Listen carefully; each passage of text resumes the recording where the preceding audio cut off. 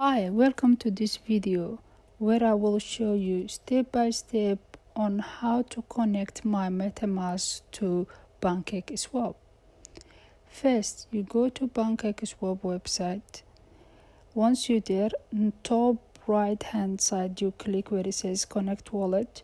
Once you're there, then you've got an option to click on MetaMask and other wallets as well. In this case, we need MetaMask. You click there. It will ask you to scan the QR code. To scan it, you need to go to your mobile, click the MetaMask app. Once you click there and sign in, on top right hand side, click that window square one.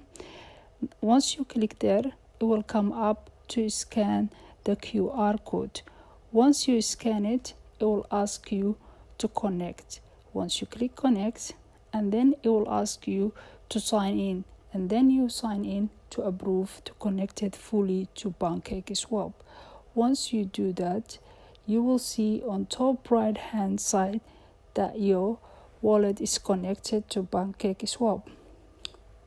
That's how you connect Pancakeswap to your MetaMask. Thank you for watching this video. If you find it helpful, please like and subscribe to our channel.